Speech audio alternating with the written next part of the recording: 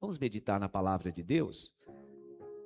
Na comunidade Farol já se tornou cultura a gente falar de paternidade no mês de agosto, o mês dos pais. E na semana passada eu ministrei falando sobre paternidade restaurada, eu falei sobre nos livrarmos do ressentimento. O ressentimento é o pai da amargura.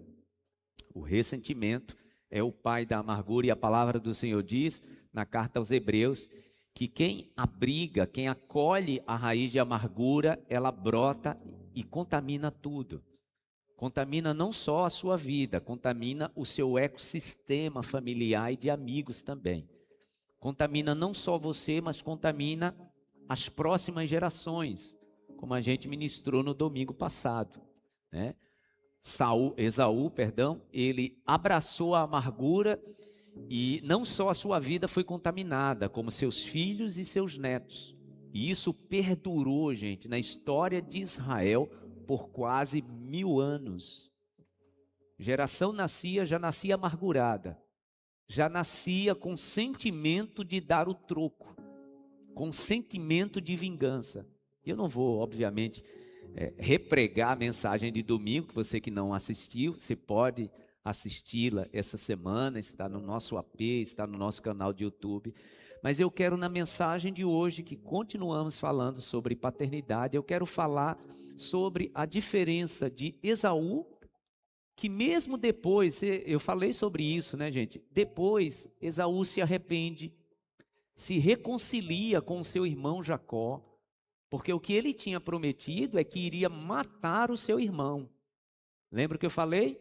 Hebreus capítulo 12, versículo 15. Livrem-se de toda a raiz de amargura, porque brotando ela contamina tudo.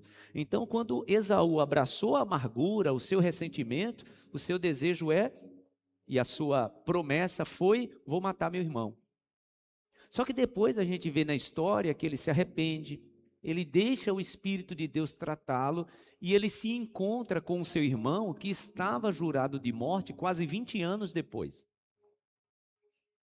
E eles choram, a palavra diz que eles choram alto, eles se abraçam, eles se perdoam, mas o estrago já estava feito.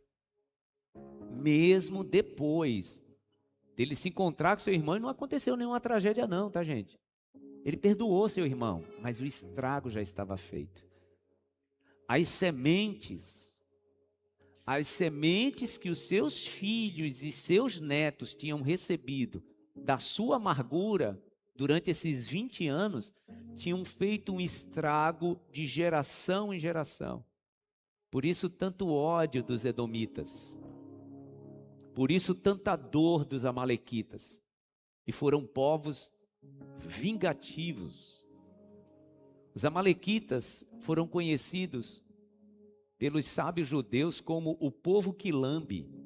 É assim que Filo, um grande rabino de Israel, chamava os amalequitas, o povo que lambe. E sabe por quê? Porque durante toda a história sempre conheceram os amalequitas como aqueles que lambiam o sangue dos seus inimigos. E quem eram os maiores inimigos dos amalequitas? Israel. Seus próprios irmãos. Os amalequitas eram chamados por Filo, um grande rabino, de o povo que lambe. Eles se tornaram um povo de pilhagem. Olhe na história, se você fizer uma pesquisa rápida no Google, coloque assim: quem eram os amalequitas? Você vai ver no Google, não precisa explorar isso na Bíblia não, tá? É histórico. Era o povo do deserto que roubava, que pilhava. Todas as vezes que a gente olha para a história de Israel, que o povo de Israel está sendo saqueado, eles esperavam o povo trabalhar, fazer a lavoura e chegava o tempo da colheita. Quando chegava o tempo da colheita, quem era que tomava tudo? Pilhando os amalequitas. Lembra da história de Gideão? Quem era que subia como um enxame de gafanhoto para pilhar tudo? Midianita e amalequita. Quem era que atacava o povo por trás de forma sorrateira e covarde? Amalequita. Era o povo que lambe. E qual a origem disso, gente? Ressentimento e amargura. Ressentimento e amargura. Por quê? Porque Esaú um dia resolveu abraçar o ressentimento e a amargura e ele marcou uma geração. de pessoas ressentidas e amarguradas. Como eu disse domingo passado, séculos se passaram. Israel não tinha nem mais terra, nem mais pátria, nem tinha nação. Lá na Babilônia, na Pérsia, um homem chamado Amã projetou o maior genocídio dos israelitas. E quem era Amã?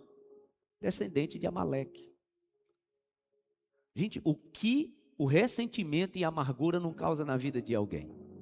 Em contrapartida, a gente vê nessa mesma família um homem que tinha motivo demais para ter uma vida amargurada, mas ao invés de abraçar a amargura, ele resolveu abraçar o perdão.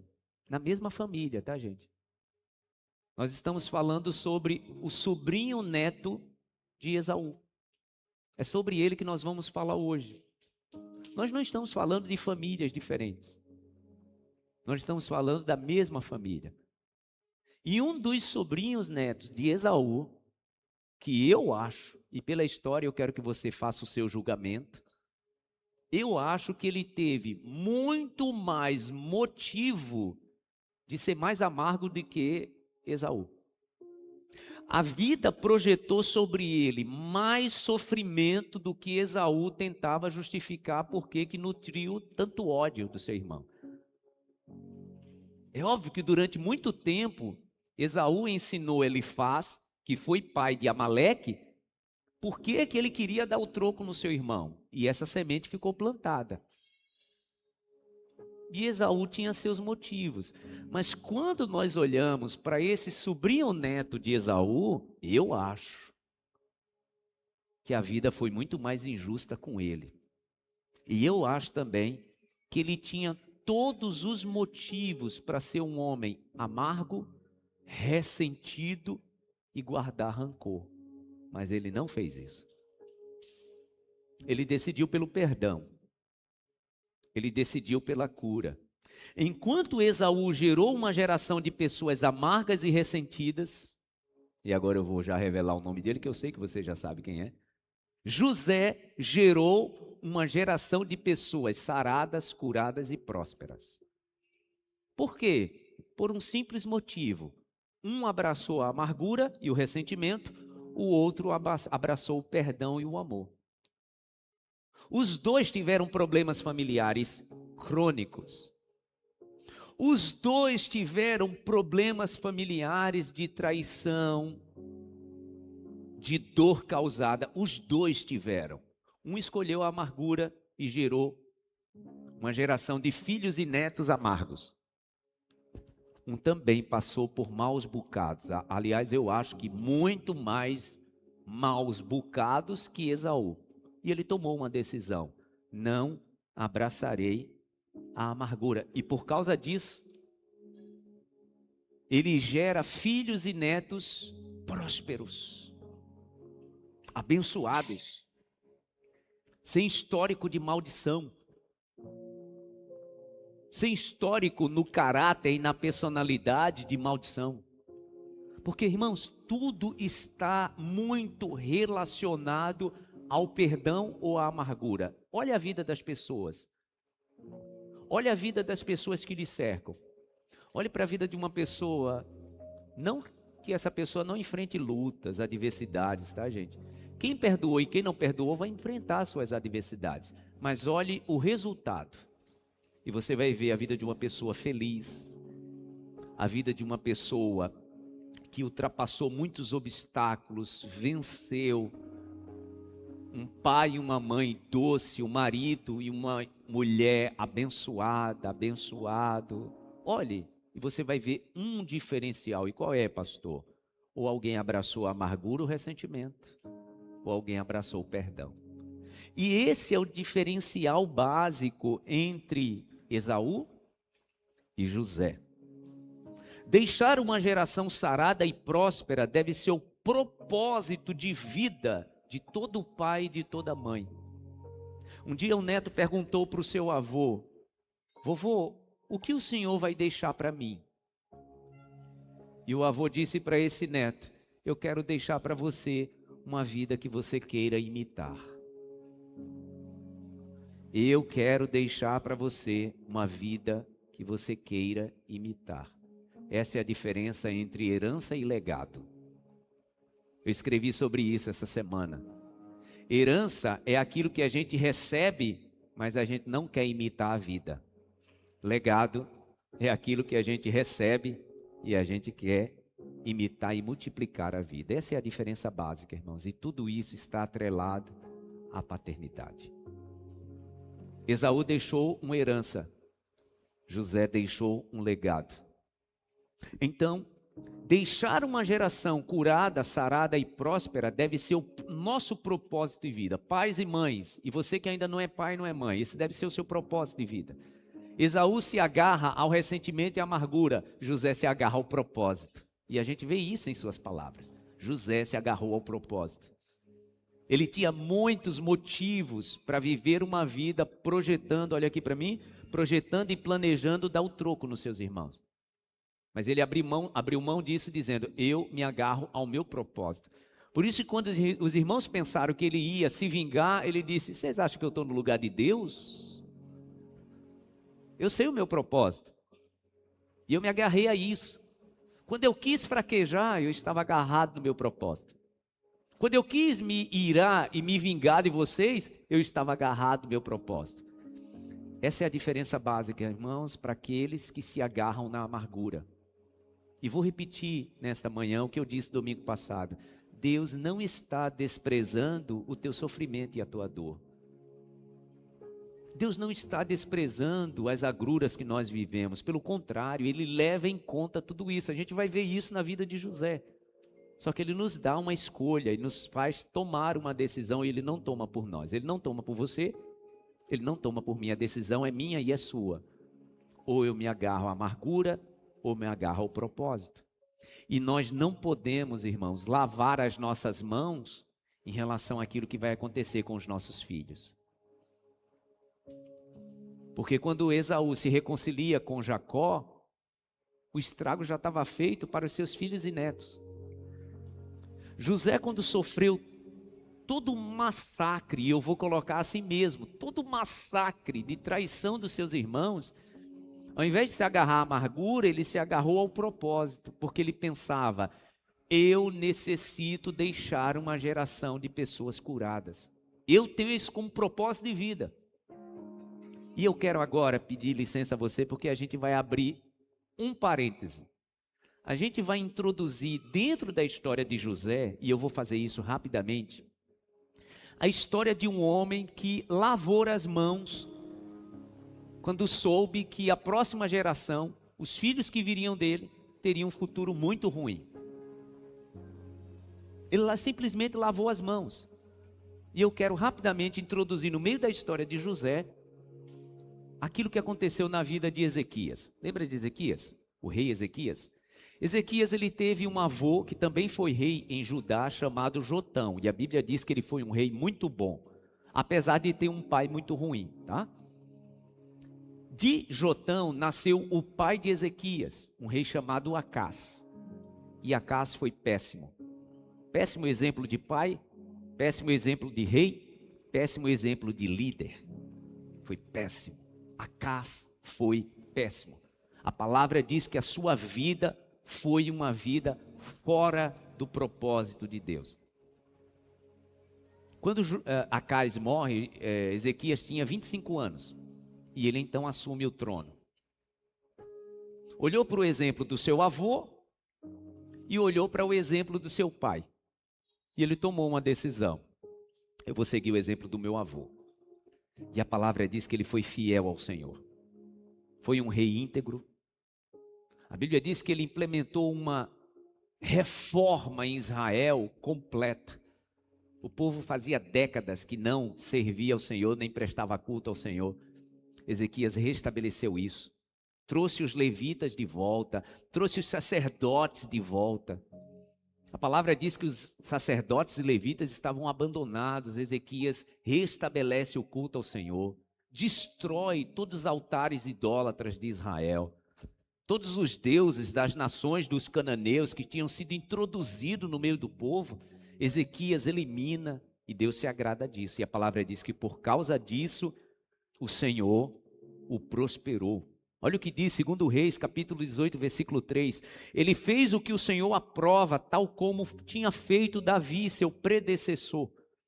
Removeu os altares idólatras, quebrou as colunas sagradas, derrubou os postes ídolos, despedaçou a serpente de bronze que Moisés havia feito.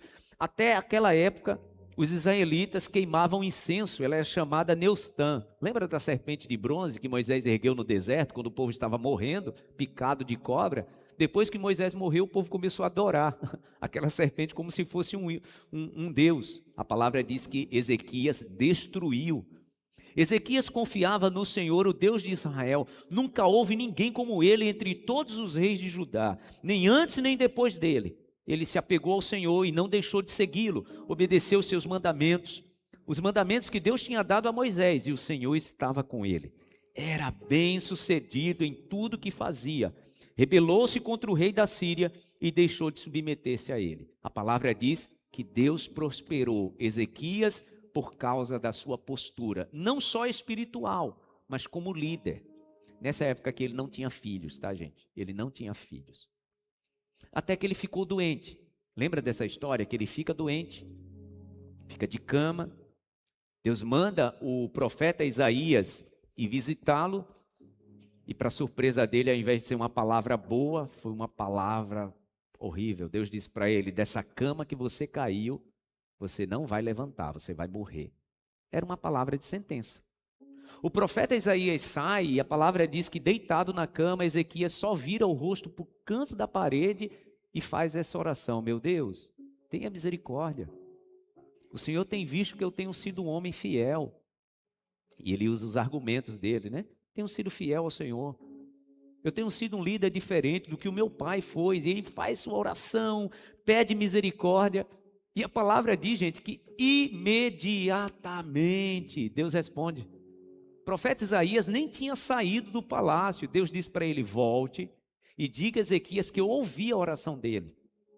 E eu estou dando para ele um plus de vida. 15 anos. Deus deixou delimitado, né? 15 anos, ele tem 15 anos. Deixa eu te perguntar uma coisa. O que você faria se você soubesse que Deus delimitou o teu tempo? Porque, irmãos, nós não temos certeza de nada, né? Eu não sei nem se eu vou terminar essa mensagem aqui. Se o Senhor quiser me levar, Ele pode me levar antes de meio-dia. Eu não sei nem se amanhã eu vou estar vivo. Só que nós projetamos, nós planejamos. Eu tenho projetado a minha vida para os próximos 15, 20 anos, aliás, até os próximos 50 anos. Eu quero viver pelo menos mais 60 anos. E tenho me cuidado para isso.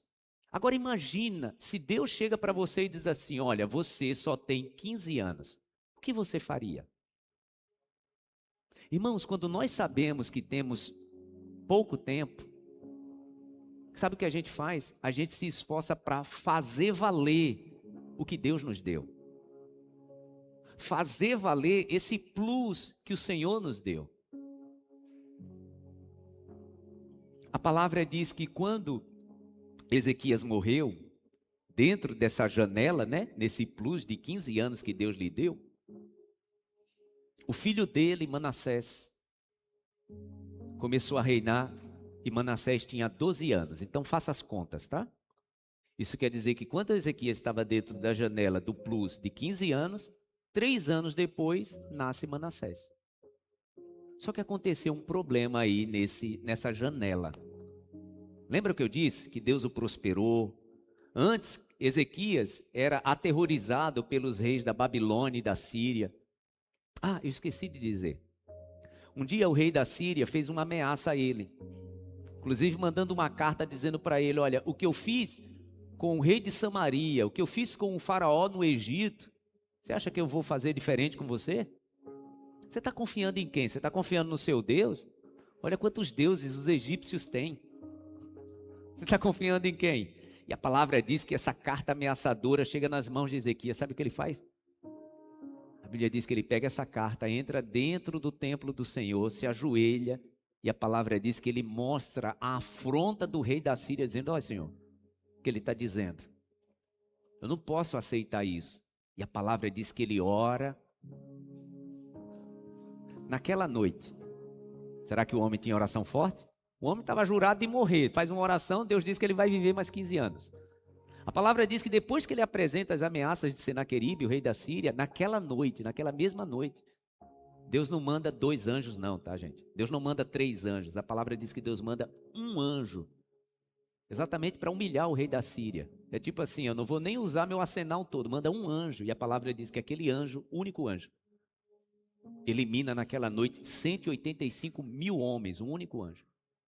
O rei da Síria volta envergonhado para o seu país e lá os seus próprios filhos matam ele. Então a oração desse homem era muito forte, gente. Um homem que ora para não morrer, Deus dá a ele um plus de 15 anos. Um homem que está sob ameaça. E ora, e Deus elimina seus inimigos, a oração dele era muito forte. E agora, ao invés dele temer seus inimigos, a palavra diz que o rei da Babilônia, outros reis, vinham em Israel para consultar Ezequias, para pedir favor a ele. Um dia, o rei da Babilônia manda um emissário, e Ezequias o recepciona. E a palavra diz que ele sai mostrando para esse homem todo o seu reino.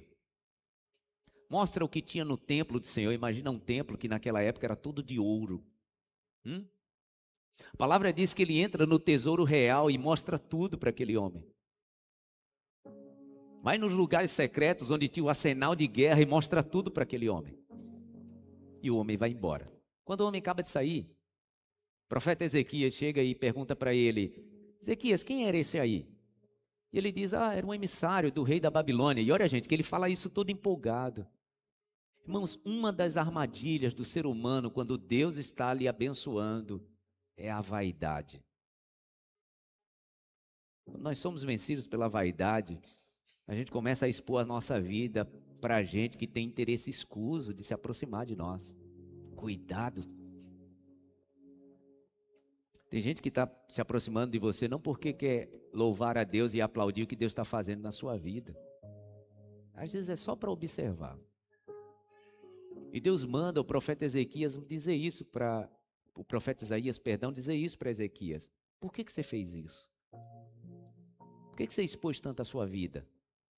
Assim diz o Senhor. Tudo isso que você mostrou para o rei da Babilônia, um dia ele vai vir aqui e vai tomar tudo. Porque imagina, gente, ele estava mostrando segredos para alguém que tinha interesse em tudo aquilo. Isso não vai acontecer com você não, tá, Ezequias? Mas um dia os filhos e netos dessa geração serão levados como escravos. Haverá uma destruição plena em Israel. E quando o profeta Isaías acaba de dizer isso, que estava falando sobre os filhos e netos dele, o que ele faz? Ele vai virar o rosto para o canto da parede e pedir ao Senhor: meu Deus, eu não aceito que isso aconteça. Não. Ele entra no templo do Senhor, como fez com a carta, dizendo: meu Deus, nos dá esse livramento. Não. Ele simplesmente lavou as mãos. E sabe o que ele diz? Ainda bem que isso não vai acontecer na minha geração. Aliás, ele acrescenta e diz para o profeta Isaías: essa palavra que você está trazendo é uma palavra boa. Como assim, gente? Uma palavra boa? Eu estou ouvindo que os meus filhos e meus netos serão destruídos. E eu estou dizendo que é uma palavra boa e eu não faço nada. Cadê o homem que orava e Deus lhe dava mais 15 anos de vida? Cadê o homem que se sentia ameaçado e Deus destruiu os seus inimigos? Esse homem simplesmente lavou as mãos. Algumas pessoas, irmãos, estão agindo assim e dizendo: o que é que eu faço, pastor? O que é que eu faço com aquela pessoa da minha família? Ele é assim mesmo, ela é assim mesmo. Eu sei que você pode estar aí pensando: pastor, na prática mesmo, o que é que a gente faz? O que a gente precisa fazer, irmãos, é a coisa mais poderosa que um pai e uma mãe tem que fazer. É orar. O homem tinha oração poderosa, gente. O homem tinha oração forte. Pastor, mas você garante que se ele orasse, Deus... Lembra que eu falei domingo que quando Deus nos avisa alguma coisa, não é um determinismo? Quando Deus mostra algo a gente por sonho: olha, eu tive um sonho terrível, pastor, sobre a minha família, entenda, Deus não está determinando, Ele está te avisando para você se posicionar. Porque entenda, o mesmo Deus que disse para ele, você vai morrer, era um determinismo? Claro que não. Ele orou e Deus mudou. Por que que a destruição dos descendentes seria algo determinado por Deus e invariavelmente não mudaria? Não podia ser. E eu estou procurando o homem da oração forte, mas ele não apareceu. O Senhor está procurando pais que têm oração forte. Irmãos, nós não podemos olhar para essa geração e dizer, não, pastor, essa geração é assim mesmo. Os meninos de hoje, as meninas de hoje, assim mesmo. Eu vou fazer o quê? A minha família, pastor, na verdade você não conhece minha família. Minha família é exatamente assim. Desde que eu me conheço por gente que minha família é assim. Eu estava falando isso com o pastor Wagner antes de subir no altar. E é a minha mensagem do próximo domingo. Nós precisamos, irmãos, nos levantar como pais e mães espirituais da nossa família. Porque se a gente não fizer isso, o inimigo vai ceifar muitos. Essa é uma palavra muito forte, mas é uma palavra necessária. A cura da paternidade não é só quando um pai físico, uma mãe biológica começa a orar. Quando pais espirituais se levantam. E eu preciso me levantar como um pai espiritual, como uma mãe espiritual da minha família. Senão, eu estou fazendo exatamente como Ezequias fez. Olha, ainda bem que não vai ser no meu tempo, viu? Senhor, faça o que o Senhor quiser, mas ainda bem que não é no meu tempo. Ele está, como fez Pilatos, lavando suas mãos. Vamos fechar o parêntese agora? Fechamos o parêntese da história de Ezequias e voltamos para a história de José. Sim, José tinha muito mais motivos de ser mais amargo e mais ressentido do que Esaú. Muito mais. Nem se compara. Se Esaú abraçou a amargura, José tinha muito mais motivo. Lembra da história? O pai dele deu a ele uma túnica longa de muitas cores. E a palavra diz que os seus irmãos que o invejavam, quando ele estava chegando, os irmãos estavam cuidando das ovelhas, o pai manda José, e quando ele está chegando, os irmãos arrancam a roupa de José e o jogam dentro de um poço. Eu confesso para os irmãos, quando eu pensei em pregar a mensagem de hoje, falei isso no culto das 7 da manhã, eu conversei com o Senhor e disse, meu Deus, eu acho que os irmãos já devem estar agoniados, porque eu prego tanto sobre José, gente. Eu não sei quantas mensagens já preguei sobre José. Eu disse, meu Deus, me ajude a pregar diferente, mas só veio José. Mas eu quero te dizer, eu quero falar diferente de José. Eu não quero falar do José que sofreu, eu quero falar do José pai, que resolveu deixar algo diferente para os seus filhos. Eu quero que nessa manhã a gente construa essa visão. Diferente de Esaú, que não se preocupou o que ele deixaria para a próxima geração. José fez o contrário. José, pai, ele decidiu, eu vou deixar algo diferente na vida dos meus filhos. É sobre isso que nós vamos falar. Os irmãos de José jogam ele no poço, e agora, ele nem sabia, mas antes dele chegar, os irmãos estavam decidindo se iriam matá-lo ou não. Quando ele é jogado dentro do poço vazio, a palavra diz que os irmãos se sentam para comer e discutir o que fariam. Até que de repente vem a caravana de comerciantes de escravos, ismaelitas, que eram da própria família, tá, gente? Vocês percebem quantas mazelas acontecendo na vida de um homem, de um menino, causado pela própria família? Quando os ismaelitas chegam, os irmãos estão ali sentados discutindo, e a gente vende ele por quanto? E José está lá no poço ouvindo tudo isso, tá? Ou a gente mata, ou a gente negocia o preço dele. Será que isso é doloroso? O que seria para você ouvir alguém da sua própria família negociando seu preço? José tinha muitos motivos, gente, para ser amargo. Tinha muitos. Assim como Deus, ao ouvir parte da tua história, ou grande parte da tua história, como eu disse, Ele não despreza isso. Mas você tem que tomar uma decisão. Esaú tomou uma decisão. José também está tomando uma decisão dentro do poço. José está tomando uma decisão dentro do poço. Até que ele é retirado do poço e ele está ouvindo, tá, gente? Ele está ouvindo toda a negociação aqui. E aí, 30 moedas? Não, 25 não, só dou 20. E foi o que venderam ele. 20 moedas de prata. José é tirado do poço. Possivelmente suas mãos agora amarradas. Eu acho, tá, gente, que ele achou que era brincadeira. Eu acho. Quando eu falo dessa história, eu acho. Que ele deve estar pensando assim, né? Meus irmãos querem dar um susto. Só um susto. E agora ele está indo embora. E ele deve ter pensado, já já eles vão sair correndo atrás. Olha, pronto, ele já aprendeu a lição. Já aprendeu a lição. Os irmãos receberam a prata e José agora está sendo levado para o Egito. Ele tinha muito mais motivos de abraçar a amargura e o ressentimento do que Esaú, seu tio-avô. Ele tinha. Ele vai agora para o mercado de escravos no Egito, é vendido para Potifar. Lá o Senhor o prospera. Ele agora, ao invés de viver na senzala, vai morar na casa do patrão. A mulher do patrão se engraça por ele. O texto diz que dia após dia ela investiu sobre ele. E ele, porque temia o Senhor,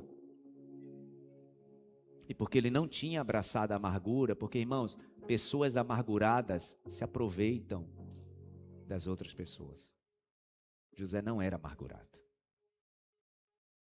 Já viu alguém tomado de ressentimento? Tomada de ressentimento? Essa pessoa não está nem aí com a vida do outro. Ah, é? Se você está agindo assim, imagina se eu vou levar isso em consideração. Você entende por que muitas pessoas sofrem em relacionamentos? Porque quem está aqui se aproveitando da fragilidade do outro, a sua vida é uma vida amargurada, de ressentimento. Então a pessoa não tem apreço pelo outro. José era diferente. Por quê? Porque José tinha um propósito. A palavra diz, quando a mulher de Potifar diz para ele, olha, meu marido está viajando. A gente deve aproveitar. Ele diz, olha, eu fiz um acordo com seu marido, mas antes de fazer com ele um acordo, eu fiz um acordo com Deus. E seria muito ruim para mim eu quebrar esse acordo. A mulher se sente afrontada com isso, né? E numa última tentativa, José, para se desvencilhar, deixa a capa. E ela então começa a gritar com a capa dele na mão, dizendo, olha, ele se aproveitou que ele estava sozinha. E a palavra diz que até o momento em que o marido chega, ela está com a capa de José na mão. E o marido fica muito chateado e agora José é jogado na prisão. Ele tinha muitos motivos para ser amargo. Ele tinha muitos motivos para se agarrar ao ressentimento. Eu estou ministrando nessa manhã para pessoas revoltadas. Deixa eu te dizer, Deus, Ele entende esse teu sentimento de revolta.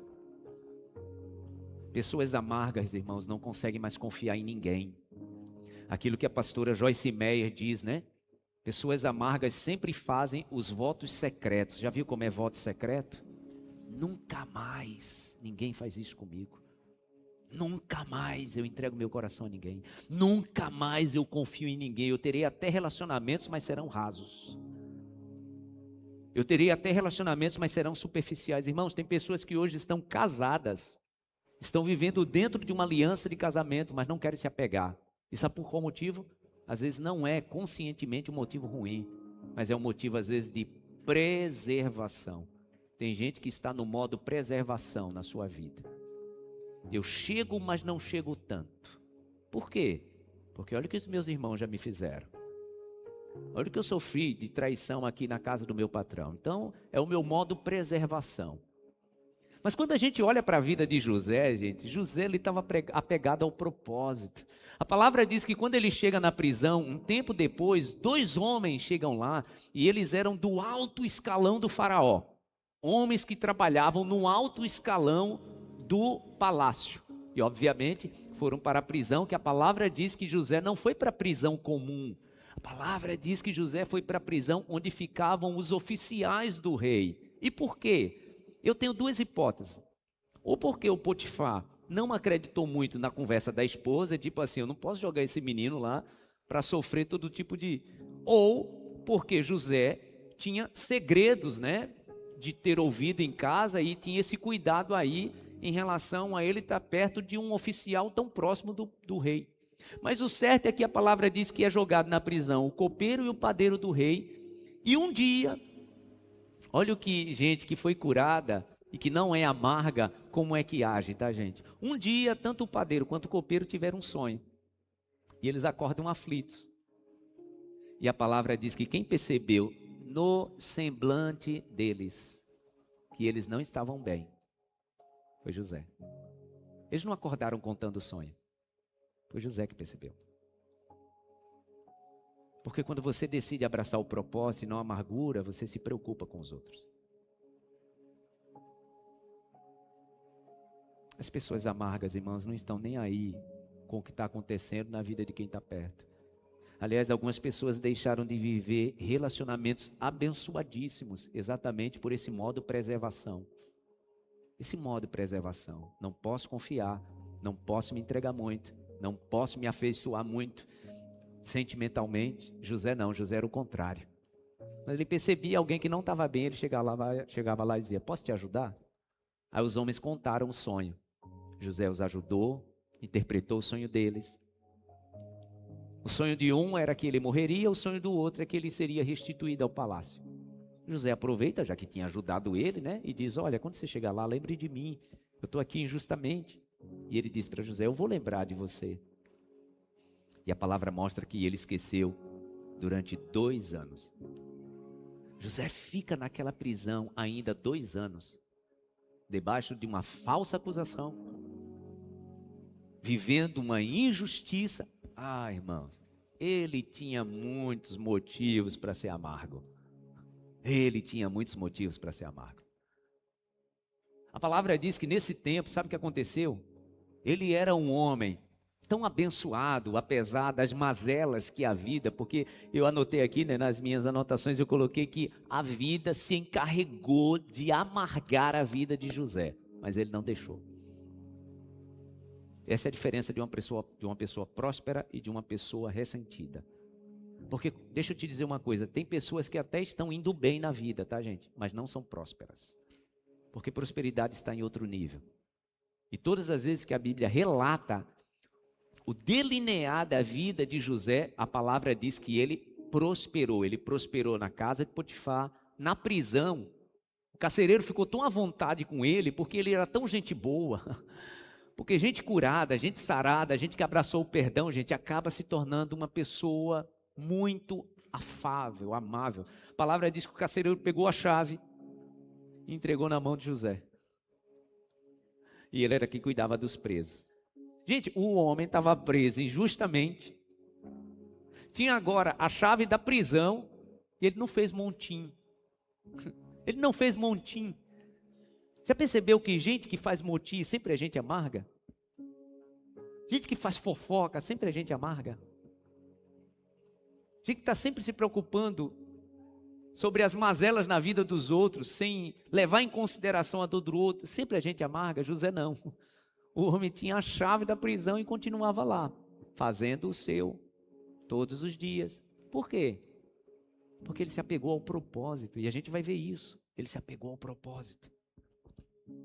Ele tinha um propósito: eu vou deixar uma geração de pessoas curadas, saradas. Ele tinha isso no seu coração. Ao contrário do seu tio-avô. Ao contrário do seu tio-avô. 2 anos depois, Faraó tem um sonho, e então o copeiro lembrou. A palavra diz que ele fala assim para o Faraó: eu penso que Deus vai me castigar pelo que eu fiz. Porque teve um homem na prisão que me ajudou e eu esqueci dele. E agora o sonho do Senhor está me fazendo agora reviver o meu pecado. E eu quero dizer para o rei que eu acho que ele vai te ajudar com esse sonho. Tiram José da prisão, dão um banho nele, faz a barba, trocam de roupa e colocam José na presença do rei. José ajuda o rei.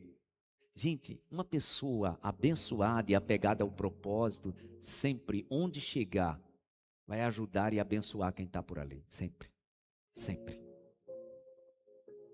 José, escravo vendido pelos irmãos, a palavra diz que ele abençoou a vida de Potifar. José na prisão injustamente, abençoou a vida do carcereiro e quem chegava lá. José chega diante do faraó, o faraó conta o sonho e ele abençoa a vida daquele homem. Inclusive, não só interpretando o sonho, como a palavra diz que ele ainda dá um conselho ao rei. Ele dá um conselho ao rei.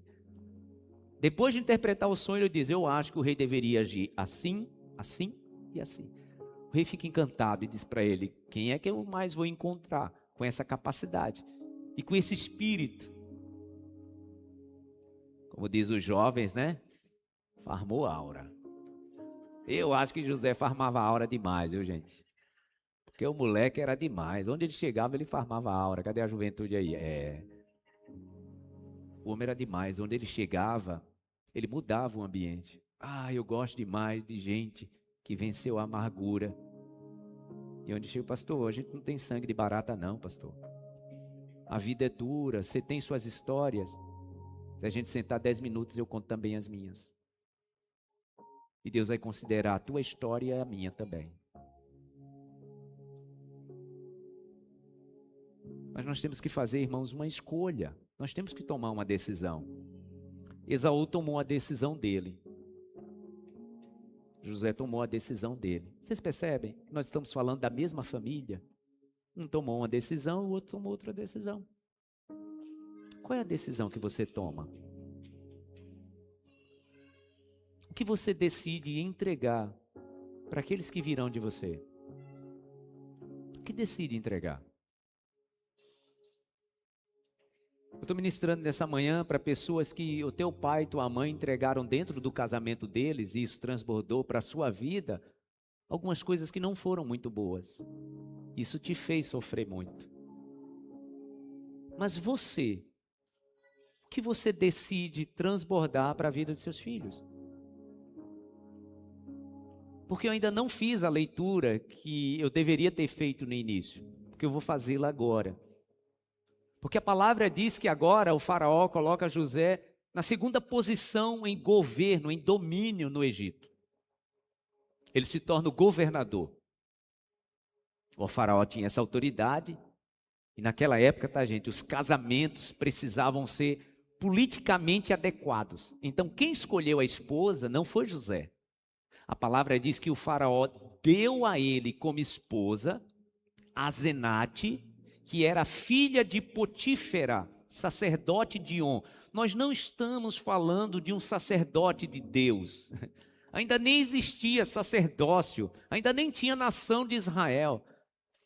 Então José se casa com a filha de um sacerdote dos deuses do Egito. Possivelmente sacerdote de Ra, de Anubis, aquelas divindades todas do Egito. E mesmo assim Deus usa aquela mulher para dar a José 2 filhos abençoadíssimos. Porque entenda, quando a gente não abraça a amargura, mas abraça o propósito, Deus sempre vai costurar as coisas para isso redundar em bênção para a gente. Mesmo que sejam pessoas que nem conhecem a Deus. Quantas pessoas que nem têm a mesma fé que você tem, que Deus já usou para te abençoar? Porque Deus faz isso. Então o faraó constrói ali, e naquela época, tá, gente? A religião e a política era assim, entrelaçada. Vocês conhecem a história do Egito. Então, a linha sacerdotal, né, dos sacerdotes, eles tinham ali com a política do rei algo muito emaranhado. Então o faraó diz: eu acho que seria muito bom esse homem se casar com Asenate, a filha do sacerdote Potífera. E então Asenate dá a José 2 filhos. Vamos ver se José estava curado quando chegou nesse lugar de poder. Gênesis, capítulo 41, versículo 50.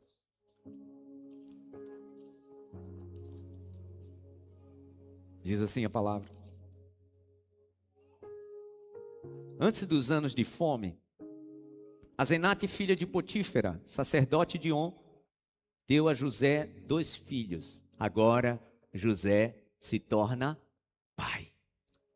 Ele precisa deixar na sua paternidade uma geração ou de filhos amargos e ressentidos, ou de filhos abençoados. Olha a decisão que ele toma. Ao primeiro José deu o nome Manassés, dizendo: Deus me fez esquecer todo o meu sofrimento e toda a casa do meu pai. Estou curado, estou sarado, estou livre. Aquilo que a casa do meu pai, que os meus irmãos me causaram, isso não tem mais peso sobre mim. E eu estou, meu filho, quando José toma Manassés nos braços, ele está dizendo, eu estou te dizendo, não vai afetar o teu futuro. Minhas dores não vão afetar o teu futuro. As minhas mágoas não vão afetar o teu futuro. As minhas feridas não vão te afetar, porque Deus me fez esquecer toda a casa do meu pai. Será que estava curado? Esaú fez uma escolha, José fez uma escolha. Ao segundo filho, José chamou Efraim, dizendo, Deus me fez prosperar na terra onde tenho sofrido. Ele ainda está dizendo, onde eu estou sofrendo.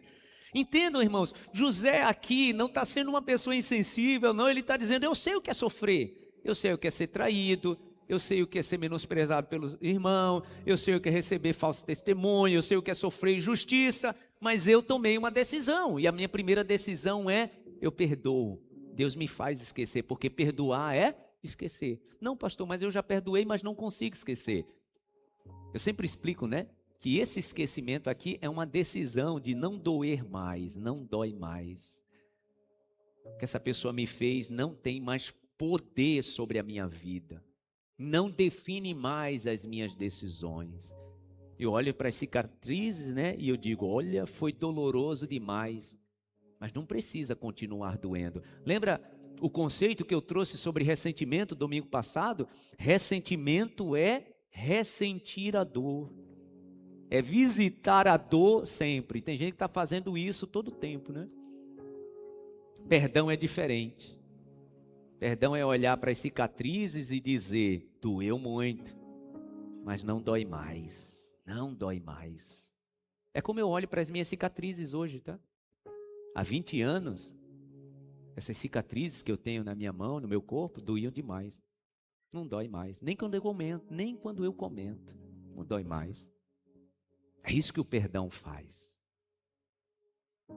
Quando José está tomando Efraim, o Manassés, perdão, nos seus braços, ele está dizendo, meu filho, não dói mais. Não dói mais aqui dentro, por isso não vai doer mais em você. Quem está entendendo o que eu estou dizendo?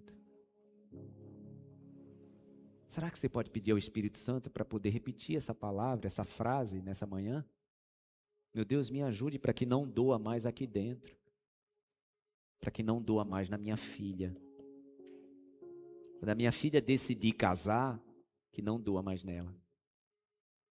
Quando meu filho decidir casar e ter a família dele, que não doa mais nele. É isso que José está dizendo para Efraim. Aí sim, agora ele estava pronto para prosperar. E quando nasce o seu segundo filho, ele então diz, na terra que eu sofri, Deus me fez prosperar. A despeito da dor que eu sofri, Deus me fez prosperar. Ele recebe da mão de Deus a bênção de ter 2 filhos, que ele decidiu. Agora entenda, tá? Ele não decidiu aqui, quando nasceu Manassés e Efraim.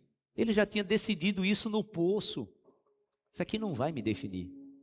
Ele já tinha decidido isso no mercado de escravos. Isso aqui não vai me definir. Ele já tinha decidido isso quando foi injustamente acusado. Isso aqui não vai me definir. Então, quando lhe nasce o filho, ele despeja sobre esse filho o quê, gente? Perdão e cura. Despeje sobre os seus filhos perdão e cura, e a próxima geração será sarada e próspera. Foi isso que José fez. Você pode aplaudir ao Senhor por isso?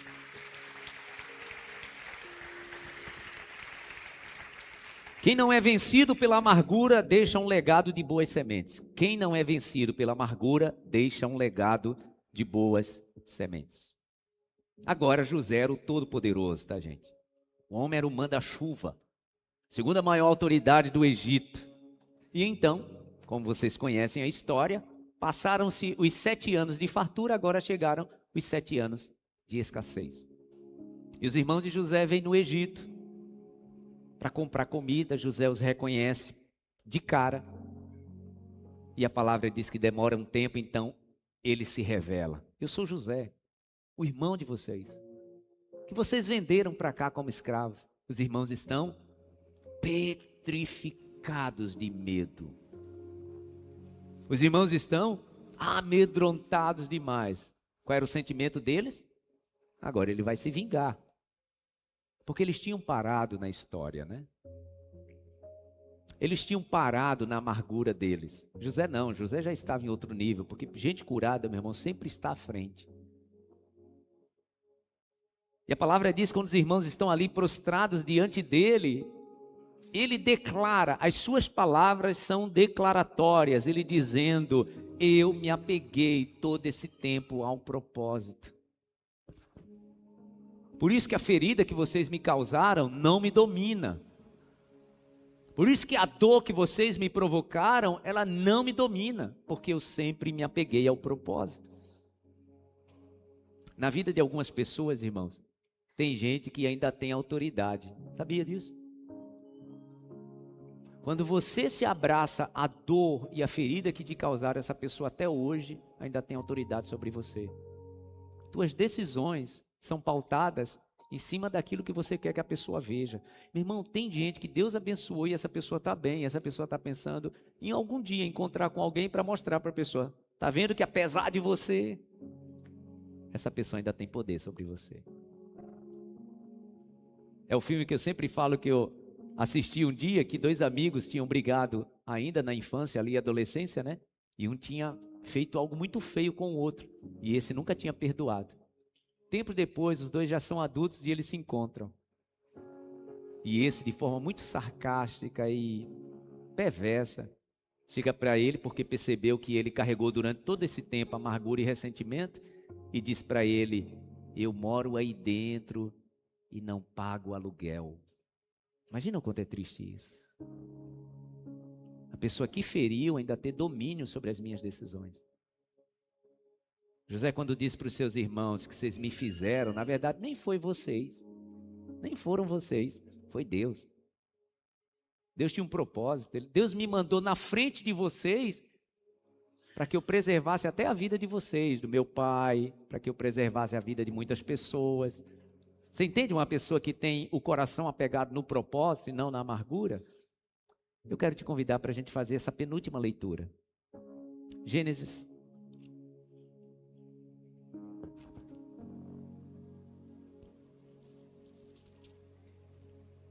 capítulo 45, versículo 3.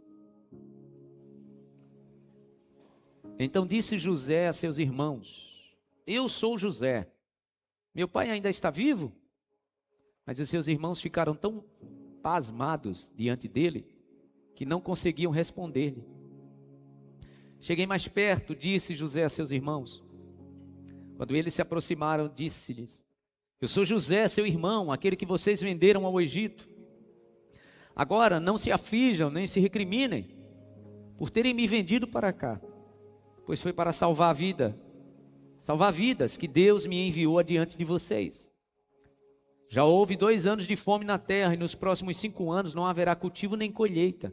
Mas Deus, não vocês, Deus me enviou à frente de vocês para lhes preservar um remanescente nesta terra e para salvar-lhes a vida com grande livramento. Olha o que é convicção de propósito. Assim, não foram vocês que me mandaram para cá, mas sim o próprio Deus. Ele me tornou ministro do faraó. Não foi o faraó, foi Deus. Não foram vocês que venderam, foi o Senhor. Hoje eu sou o governador, não foi por mérito meu, não foi por mérito do faraó, foi Deus. Isso é ter o coração apegado ao propósito. Ele me tornou ministro do faraó e me fez administrador do todo o palácio e governador de todo o Egito. Voltem depressa ao meu pai e digam-lhe: assim diz o seu filho José, Deus me fez senhor de todo o Egito. Vem para cá, não te demores. Propósito, propósito, propósito. Esaú, amargura, amargura, amargura. José, propósito, perdão. Propósito, perdão. Esaú, amargura, ressentimento, amargura, ressentimento. Qual a geração que passou abençoada? Você sabe a história.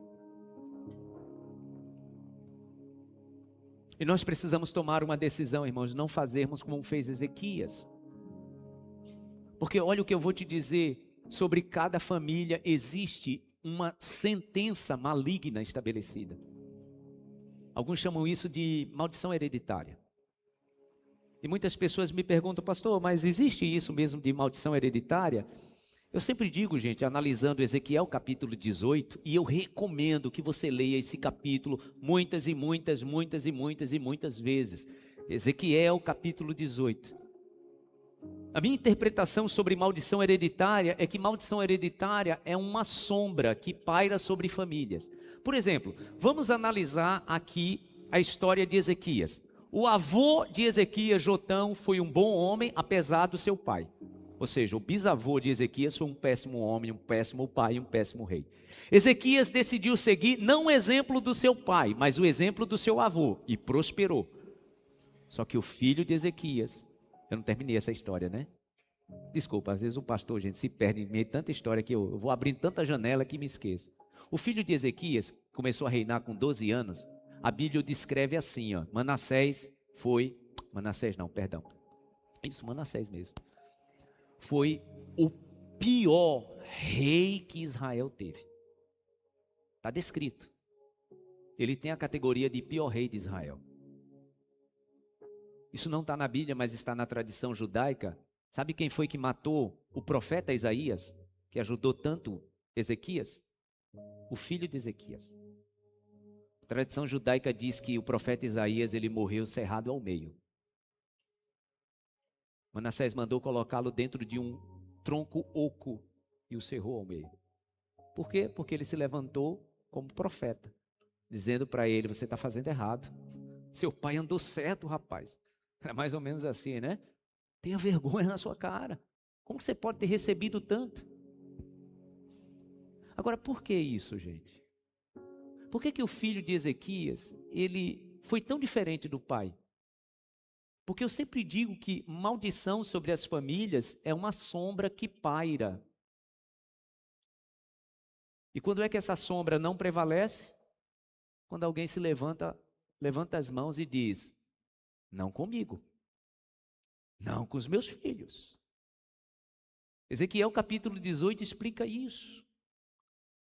Quando a gente olha para a vida de Ezequias, é exatamente isso. Uma geração se levanta as mãos e diz, não sobre os meus filhos, não sobre os meus netos. Por isso que a palavra diz, olha, o diabo, o adversário de vocês, anda em vosso derredor, bramando em quem possa tragar. Eu olho, irmãos, para muitas famílias, está ali, ó, um espírito de prostituição pairando. Eu olho para algumas famílias e eu vejo ali um espírito de vícios, de bebida, de droga. Eu olho para algumas famílias e ali está o espírito de adultério. Isso é determinante? Não, é uma sombra. Você lembra da batalha de Moisés? Olha que coisa, né? Contra os amalequitas. A palavra diz que os amalequitas atacaram o povo de Israel quando saiu do Egito por trás. Aí a palavra diz que Moisés manda Josué, e quando Moisés levantava as mãos, o povo vencia o espírito de Amaleque. Quando Moisés cansava e suas mãos baixavam, os amalequitas venciam os israelitas. A batalha, irmãos, contra a maldição hereditária em cada família é exatamente desse jeito. Enquanto tiver alguém de mãos levantadas, intercedendo, ministrando sobre a próxima geração, o espírito de Amaleque, de ressentimento, de amargura, vai retroceder. Só que pessoas precisam estar como Moisés, pais, mães, avós, tios, tias, de mãos levantadas, e não lavar as mãos dizendo, ainda bem que não é na minha geração. Enquanto as mãos estão levantadas, aí o Senhor nos faz prevalecer. Eu vejo isso no histórico de muitas famílias. Enquanto tinha alguém ali de mãos levantadas, o espírito de Amaleque retrocedia. Quando Moisés cansava as mãos, a palavra diz que o espírito de Amaleque avançava. Foi preciso, né, Arão e Ur colocar uma pedra para Moisés sentar, e os dois ficaram sustentando as mãos de Moisés. Deixa eu dizer uma coisa para você. Às vezes as mãos da mãe, da avó, do avô não conseguem mais ficar levantadas. Mas você pode sustentar as mãos deles. Sustentar as mãos é relembrar o que foi ensinado, continuar o discipulado, continuar consultando a palavra. Nessa manhã o Senhor está levantando aqui muitas mãos para orar sobre sua família. Famílias que estão debaixo de sombras que ainda não destruiu a família toda, porque o Senhor está tendo misericórdia, porque você tem levantado as suas mãos. Você pode dizer graças a Deus. Levante as suas mãos nessa manhã, levante as suas duas mãos e diga-se comigo: meu Deus, o meu compromisso é as minhas mãos estarem levantadas sobre a minha família, e eu estarei sempre assim, até o dia que o Senhor permitir. Você pode aplaudir ao Senhor por isso?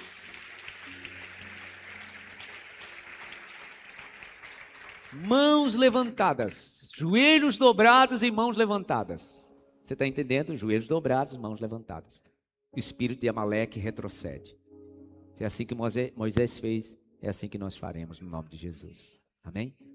O pai de José morreu, vamos encerrar. O pai de José morreu.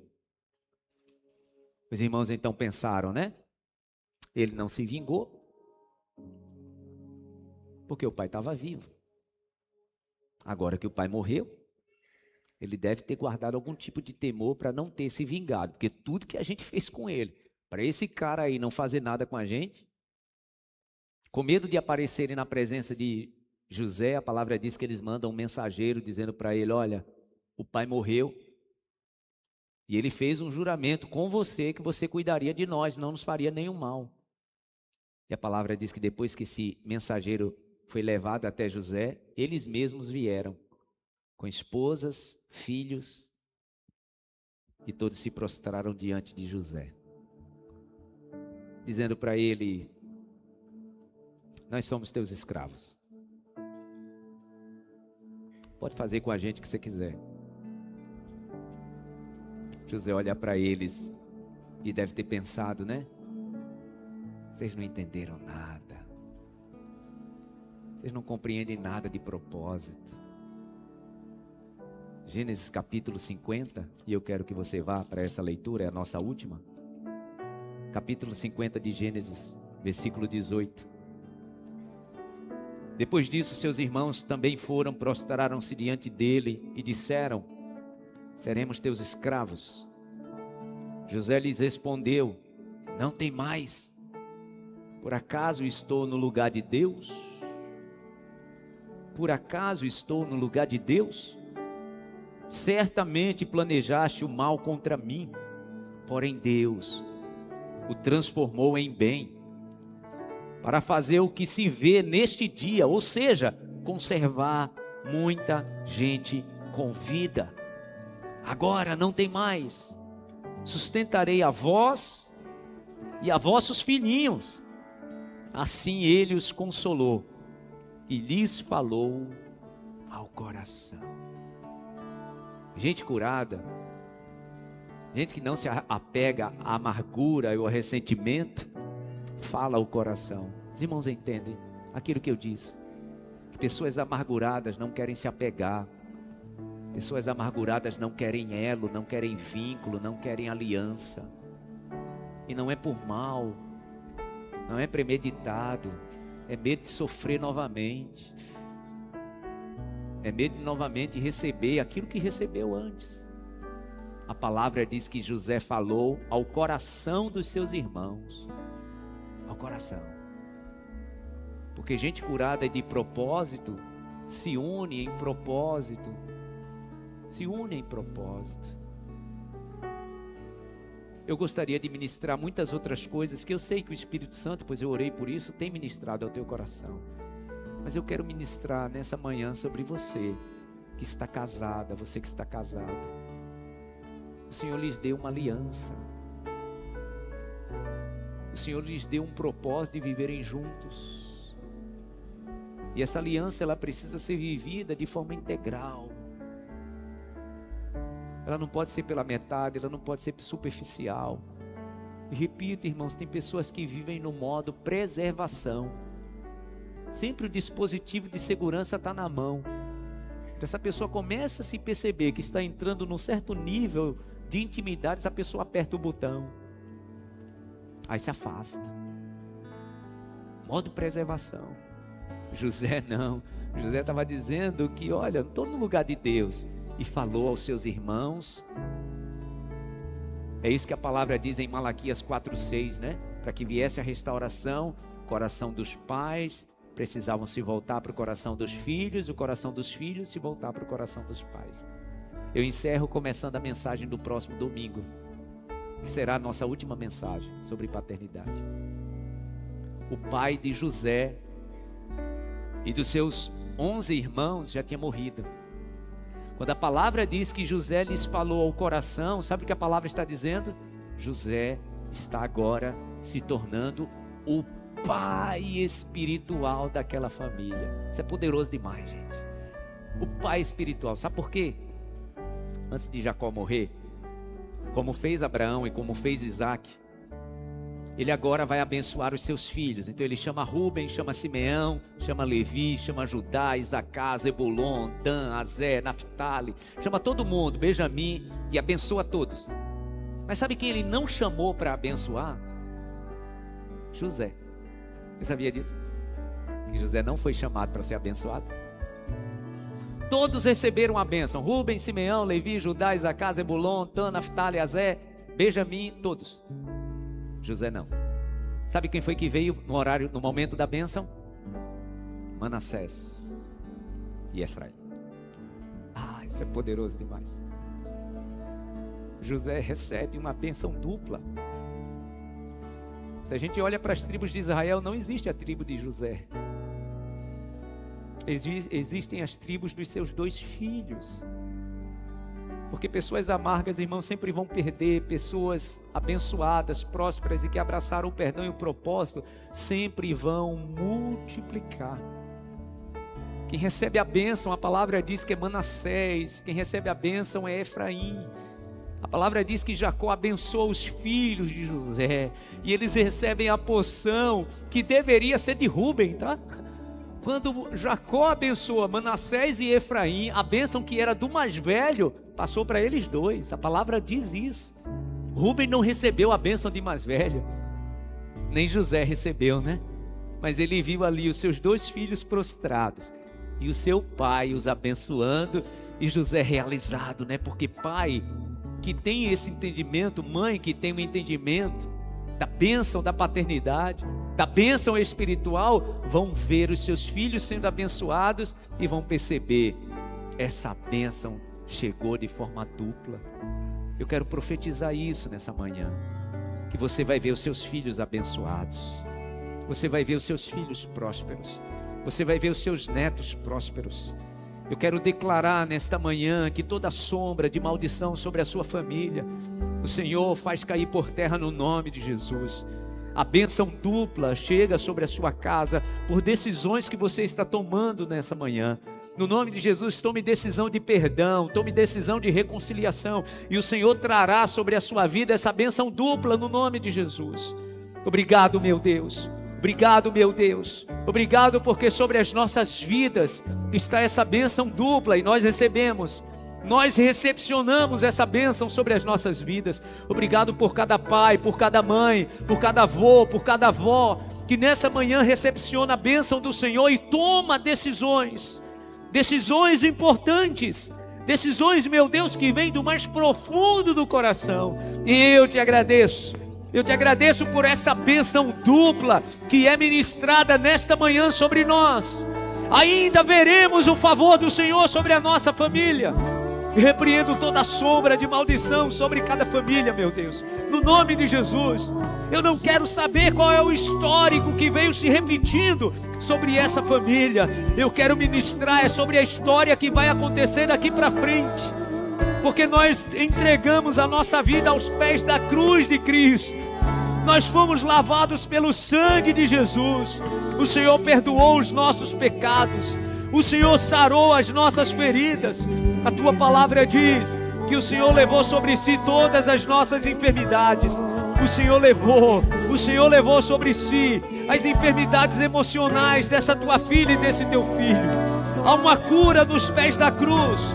Somos lavados e purificados pelo sangue de Cristo. Não vamos repetir, meu Deus, Não vamos repetir as dores dos nossos pais. Te louvamos, obrigado pelos nossos pais. Eles foram abençoados, eles nos abençoaram. Mas as dores deles, meu Deus, não serão repetidas por nós, porque nós abraçamos um propósito. Nós abraçamos um propósito. Toda sombra de maldição caia por terra no nome de Jesus. Nós abraçamos o perdão, nós abraçamos o propósito, nós abraçamos, meu Deus, o amor. E assim somos restituídos, como foi José. Como foi José, recebeu a bênção dupla de restituição. Fique em pé no seu lugar, fique em pé no seu lugar e levante as suas mãos e diga ao Senhor: tudo que há em mim precisa ser mudado, meu Deus. Tudo que há em mim precisa ser restaurado. Tudo que há em mim precisa ser curado. Tudo que há em mim precisa de regeneração e de restauração. No nome de Jesus. Porque tudo que há dentro de mim, declare isso. Obrigado, meu Deus. Necessita ser mudado, Senhor. E será assim sobre os meus filhos. Prostrados à cruz de Cristo, nós declaramos isso. Lavados pelo sangue do Senhor Jesus, nós declaramos isso. Diga mais uma vez: porque tudo que há dentro de mim. Você pode dar um abraço assim no Senhor Jesus nesta manhã. Dá um abraço assim pela fé no Senhor. Sinta Ele te abraçar. E Ele está te dizendo: filha, filho, está tudo resolvido. Se livre de toda amargura, de todo ressentimento. Eu te curo na tua paternidade. Eu te curo na tua paternidade. Pela última vez, declare: porque tudo que há dentro de mim necessita ser mudado, Senhor.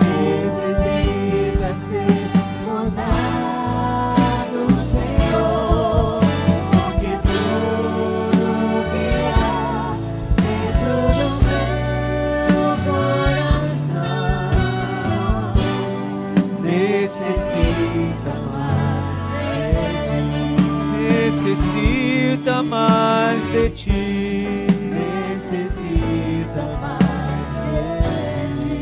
Necessita mais de ti.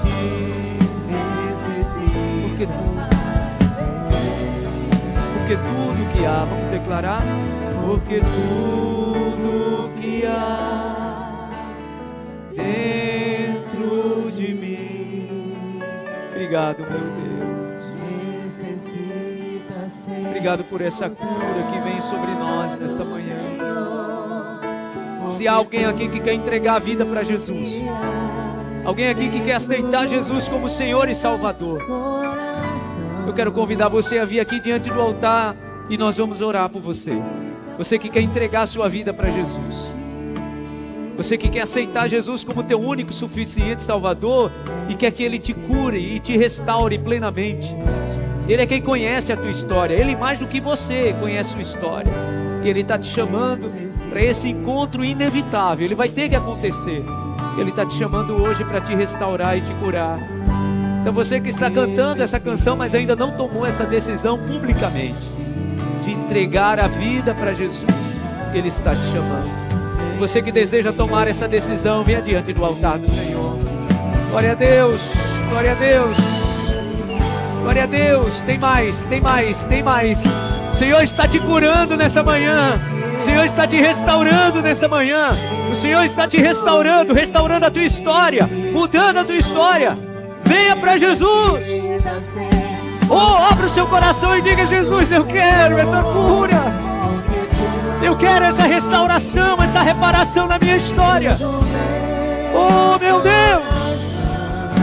Oh, meu Deus. Oh, diga: porque tudo que há dentro de mim. Porque tudo que há dentro dentro de mim. Jesus está chamando outras pessoas, mas você está resistindo. Você não pode ir para casa sem essa decisão tomada. Então venha, porque eu vou orar agora. Venha agora. O Senhor está te libertando. Há pessoas que as pernas estão travadas. O Senhor está liberando as suas pernas agora para você vir aqui diante do altar. Nada vai te prender, nada vai te prender. Nada vai te prender onde você está. Jesus está te chamando, vem!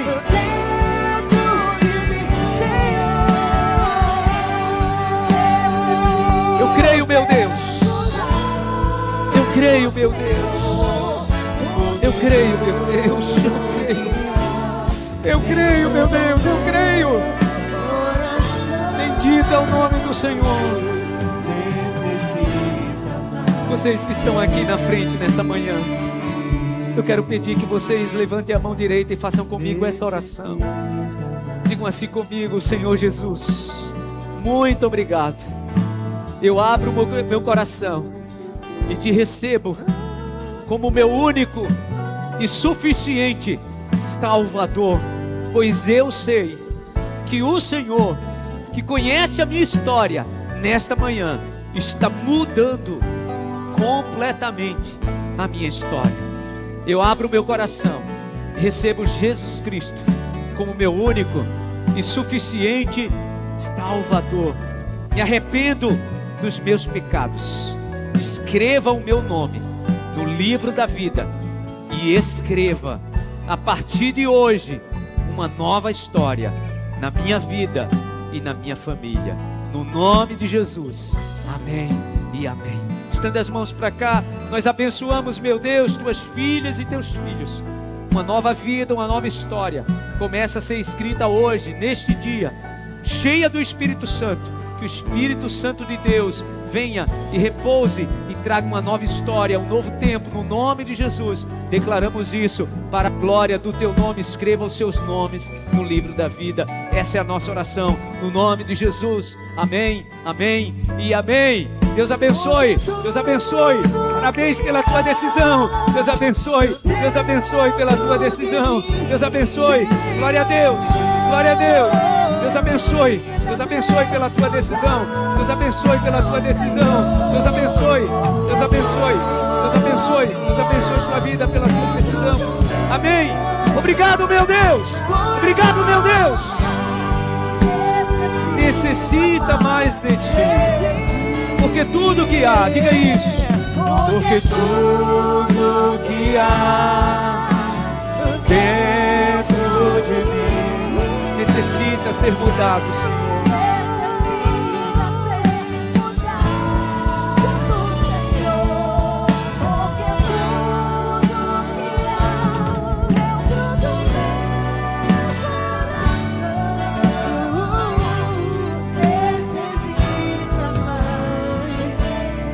Antes de eu encerrar, eu quero fazer uma outra oração. E sinto no meu coração. Você que ouviu a palavra, recebeu no seu coração, você entende que precisa se libertar de algumas coisas, de alguns sentimentos, mas é muito mais forte do que você consegue naturalmente. Eu quero orar por você, porque o Senhor vai te libertar nessa manhã. Principalmente você que tem que se apegar à amargura e o ressentimento. Não porque você quer, porque você sabe o mal que isso te faz. Você sabe o mal que isso tem construído na sua vida, uma torre. Pessoas estão construindo dentro de si uma fortaleza. São fortalezas na mente, fortalezas na mente. E o Senhor quer te libertar nessa manhã. Mas você precisa trazer toda a sinceridade para a tua oração neste momento, dizendo para o Senhor: meu Deus, eu quero, mas eu não consigo. E eu vou te ajudar nessa manhã, orando junto com você, declarando que toda fortaleza criada na tua mente, no teu coração até hoje, o Senhor está destruindo no nome de Jesus. Tudo aquilo que tomou o trono do teu coração, centro da tua vida até hoje, histórias mal resolvidas, histórias mal acabadas, histórico de desconfiança, o Senhor está destruindo tudo isso. E Ele está sentando no trono do teu coração.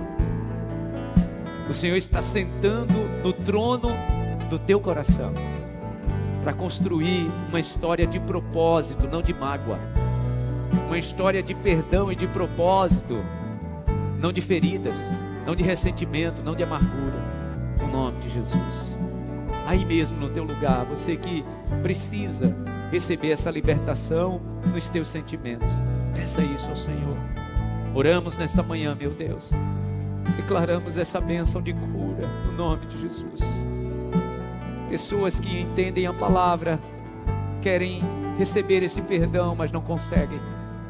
Não conseguem, meu Deus, porque é muito mais forte.